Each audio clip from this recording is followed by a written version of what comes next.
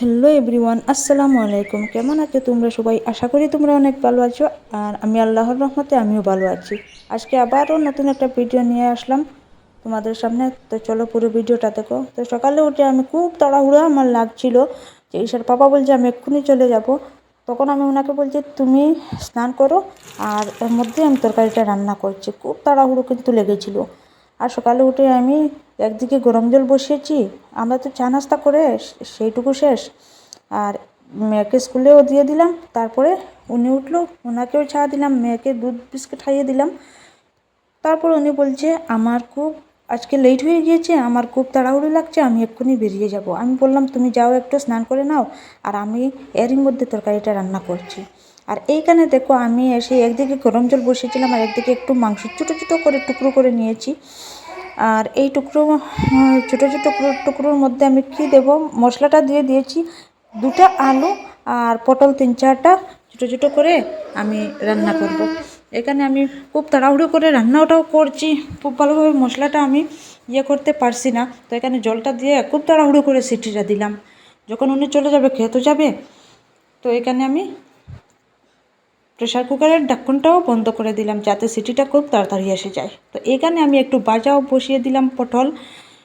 তো পটল ভাজিটা উনি খুব একটা ভালোবাসে না, পছন্দ করে না, আমি কিন্তু খাই, আমার ভালো লাগে। আমার ভাজা হয়ে গেলে আর কোনো তরকারিই লাগে না, আমি শুধু ভাজা দিয়ে খেয়ে নেই। তাই এখানে কম করলাম, যেহেতু উনি খায় না তো আমার জিনিসটা পড়ে যাবে, তাই আমি একটুখানি করলাম। আমার মেয়েরাও খায় না, শুধু আমি খাই। আলু ভাজা হোক, পটল ভাজি হোক, এরকম কিছু ওরা কিন্তু পছন্দ করে না। তো এখানে আমি একটু হলুদ দিলাম, আর পেস্ট করা পেঁয়াজ একটু রয়ে গেছিলো, ভাবলাম এইটুকু দিয়ে দিই, অন্য কিছু আর দিতে হবে না। তো এখানে পেস্ট করা পেঁয়াজটুকু দিয়েছিলাম, কিন্তু খেতে খুব স্বাদ হয়েছিল, খুব ভালো হয়েছিল। তো এখানে আমি ঢাকনটা বসিয়ে দিলাম।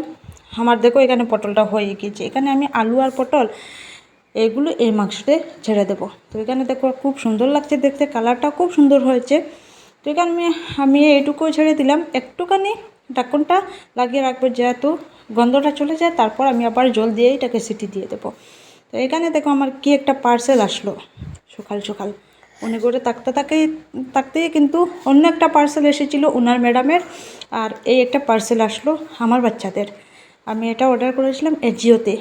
তো এইখানে আমি পার্সেলটা করলাম, দেখলাম আমার মেয়ের একটা টপ আর ছোটো মেয়ের একটা জিন্স আর ছোটো মেয়ের একটা টপ। ওই জিন্সটা কিন্তু খুব সুন্দর, দামও খুব বেশি, 700-800 টাকা প্রায় পড়ে যায়। আর ওই টপটাও খুব ভালো লাগছে, টপটা কিন্তু একদম কম রেটের, আর প্যান্টটা একটু রেট আছে ভালো, মানে একটু বেশি দাম আছে। তো এখানে খুব সুন্দরই লাগছে। তো এখানে দেখো আজকের দিনটা কেমন, একটুখানি সকালে উঠে রোদ এসেছিলো, তারপর আবার বৃষ্টি দিল, তারপর আবার রোদ উঠেছে। তো আমি আবার কাপড়গুলো বাইরে দিয়ে দিলাম। আর আমি তোমাদেরকে দেখাইনি, আজকে রোজ দিন বলবে শুধু ঘরের কাজ দেখাই, তাই আজকে তোমাদেরকে দেখাইনি, আমি আমার নিজে নিজে কাজটুকু করে নিলাম। আর যেহেতু ওনার অনেক কাগজপত্র করে রাখা, তো খুব একটা পরিষ্কার করেও সুন্দর লাগছে না দেখতে, মনে হচ্ছে যে অগুচালুর এখনও আছে। তো ওনাকে আজ সকালে বললাম ওইটুকু তুমি কবে নিয়ে যাবে, বললেন এখন নেব না, এটুকুর কাজ আছে, কাজ করতে হবে। তো আমার ভিডিও যদি তোমাদের ভালো লাগে তাহলে তোমরা আমার চ্যানেলটাকে সাবস্ক্রাইব করো, আমার পাশে থেকো, আমার ভিডিওগুলো বেশি বেশি করে শেয়ার করো এবং বেশি বেশি করে লাইক দাও, তাহলে বুঝতে পারবো তোমরা আমার ভিডিও পছন্দ করো। আর এখানে দেখো আমার মেয়েটাও ঘুমিয়ে পড়েছে, ও দাদির ঘরে